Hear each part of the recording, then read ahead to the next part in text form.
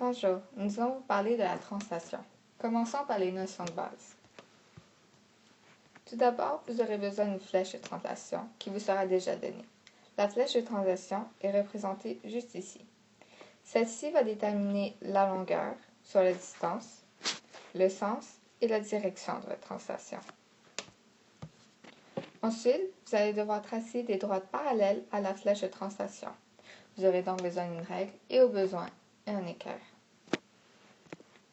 Donc, vous allez tout simplement bouger votre règle à partir de votre droite de translation, juste à temps qu'elle touche un sommet.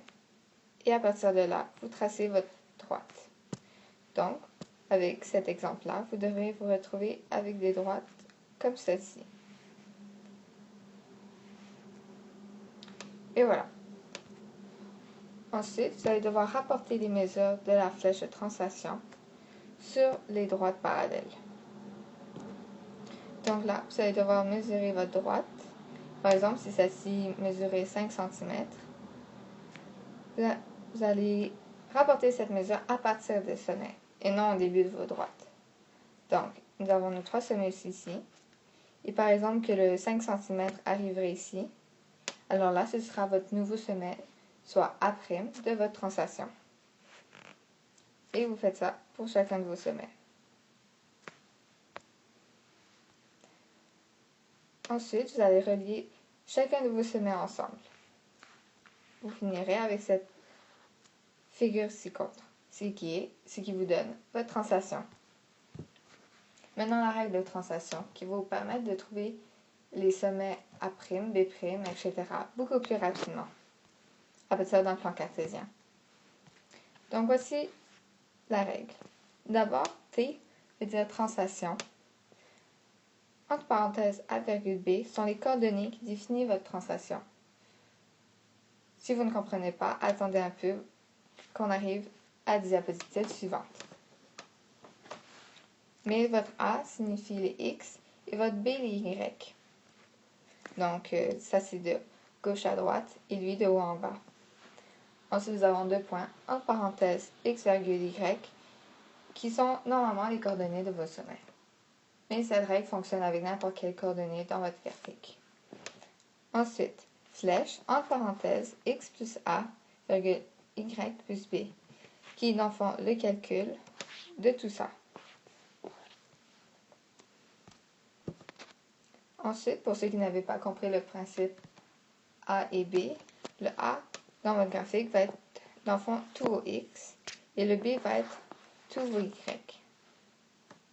Par exemple, mais sinon, si votre A et B ne sont pas donnés déjà dans le problème, vous pouvez toujours le trouver à partir de votre flèche de translation. Donc, vous avez votre flèche de translation qui sera toujours là. Et à partir de là, vous tracez un triangle rectangle. Votre bas de votre triangle sera votre A. Donc, par exemple, ici, mon A pourrait mesurer 9 unités, soit centimètres. Et votre B pourrait mesurer 5 unités. Pour calculer les unités, c'est dans le fond chaque carré dans votre graphique.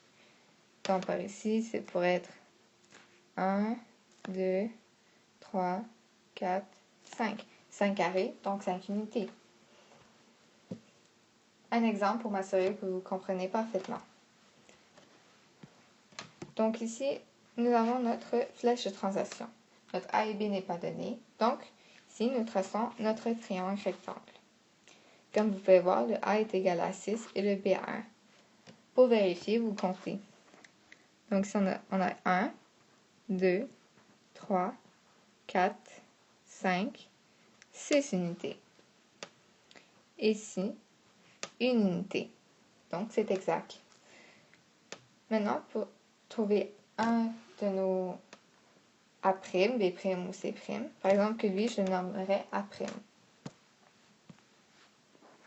Et il serait notre point A. Et nous cherchons notre point A'. Donc, nous avons les coordonnées 3, moins 3. Maintenant, nous allons placer ce point dans notre règle qui est T, entre parenthèses, A,B, 2 points, entre parenthèses, X, Y, flèche, entre parenthèses, x plus a, virgule y plus b.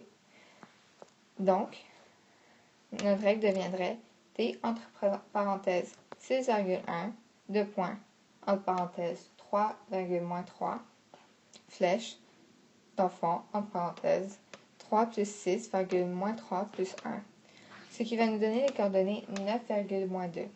Nous pouvons aller vérifier notre graphique et c'est exact. Dans le fond, vous allez faire ça pour chacun des sommets et vous allez pouvoir vérifier si cette théorie est vraie.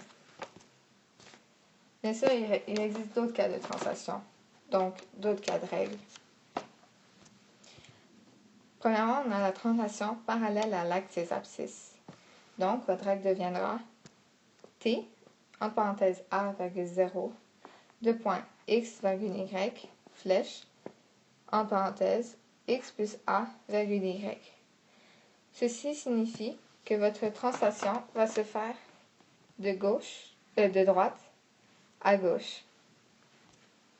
Elle ne montera pas et ne descendra pas.